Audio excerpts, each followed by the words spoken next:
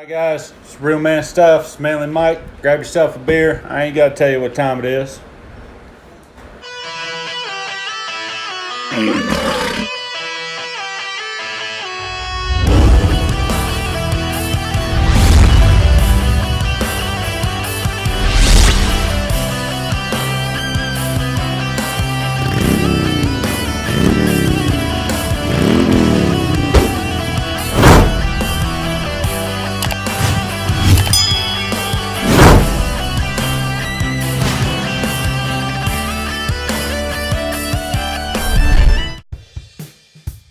Hi guys, let's talk about a little subject here. It's pet peeves that your wife does that just aggravates the crap out of you. This is Sparta! My wife, she has to set a ton of alarms just to wake up in the morning. Okay, I'm talking she has to get up at 7 a.m. She's got one set for 6, 6:05, 6:10, 6:15. By the time she's done snoozing the first one, the second one's about to start in about 2 minutes. How much sleep can you possibly get in 2 damn minutes? None. I'm telling you, one alarm is all you need.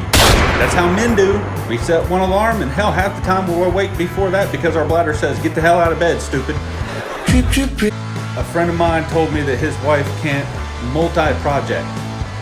For y'all that don't understand what multi-project is, that's where you have one project going on, about halfway through you start another project. Then just do one project at a time.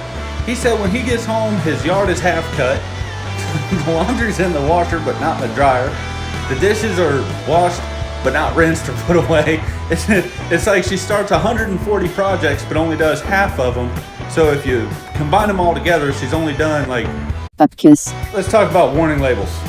Alright, so a warning label is put on something so you don't do something stupid. Well, let me tell you something. We're men. Challenge accepted. Okay. Okay, now there are certain things like don't drink bleach, don't put Dawn dish soap in your eyeballs, don't eat Tide Pods. For the most part, warning labels are a challenge. If you go to McDonald's and you get a cup of coffee, it says, "Caution, hot." Well, how hot? Is it hot enough to scald me? I'm gonna pour it on my hand and try it. And when it happens, all right, stupid, it was hot. Like, it should say, "Do not eat," especially if you're a man. Tell me something stupid's gonna happen. If you eat, you die. Okay, I don't wanna die, so I won't eat it. Do not drink or you will have severe diarrhea. I ain't got time to be sitting on the toilet all day. I've got shit I gotta do. Man shit, and father shit, and other shit, husbandly shit. I've got stuff to do. I ain't got time to be sitting on the toilet blowing out my O-ring. Here's another question for y'all. And I want to take a little poll. You can email me with your answer. You can go on the little Facebook and give me your answer. Is it still rape if you yell surprise? Or is it just surprise sex? Like, not like you force the woman down, you hold her down, you're like, then you yell surprise. No, you're like starting to undo your pants and everything, you yell surprise. She doesn't say no. It's surprise sex. Surprise, motherfucker! And here's another thing. If it is surprise sex and your wife does say no, or a woman that you're dating says no, or a woman that you see in a dark alley says no, why is that not rape? Okay, so let's say you and your wife are laying in bed and you just, Oh yeah! go to town, and she says no. Is that rape? I believe it is. I also believe surprise is surprise sex. Learn that shit. We'll take a poll. The percentage that say yes, cool. Percentage that say no, I want a reason why. Here's a topic that I'm pretty good at and I'm pretty close with. It's survival. All right, so survival is you don't have the amenities that we have as a modern society. You gotta know how to survive on your own, okay?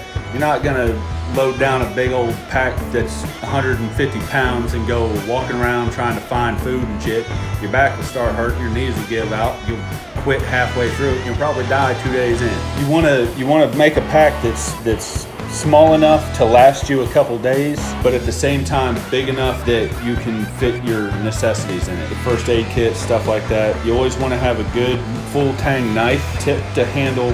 The blade goes all the way through the handle. It makes a better knife. I have one at the house. It's great. I love it. A small handgun with enough magazines, enough ammo to last you in case you got to defend yourself. and you will have to defend yourself. I go with a 9mm, and the reason I go with a 9mm is because that ammo is easily found and so easily attainable that it's just easier to get your hands on. I'm a Smith & Wesson guy. I know a buddy of mine, he's a Glock guy because it's military trained. You can drop it in water, pick it up, fire off a bunch of rounds without it even harming it. Then I've got my Marlin 30-30, it's a lever action. I like the lever action because cowboy style, riding through the desert. It's also got a scope on it that can shoot an ass off a gnat from about 200 yards away. You want a long rifle for hunting purposes and stuff. You want a handgun for self-defense purposes. AR-15s are always good. Their ammunition can take down a bear. It can take down an elephant. It can take down a guy. It can take down a tree. I've seen it take down a gator once, but we can't talk about that. Swamp pigs. We call it a swamp pig. It was a swamp pig. It was not a gator, it was a swamp pig. The AR-15 is easy to conceal, packed, easy to carry. It's got the ammunition that can take down larger animals that can provide you with food for a little while. There's books that you can get and read that will tell you what plant life that you can and cannot eat. Don't pick a berry off a tree and try to eat it and have the shits and die because, you know, you ain't got a toilet, shit over here and you're gonna eat over here and you're gonna die. Just little survival tips like that, guys, that will keep you alive in dire situations. All right, guys. So I know a lot of you are seeing a prolonged amount of time between shootings. It's mainly because the show is growing.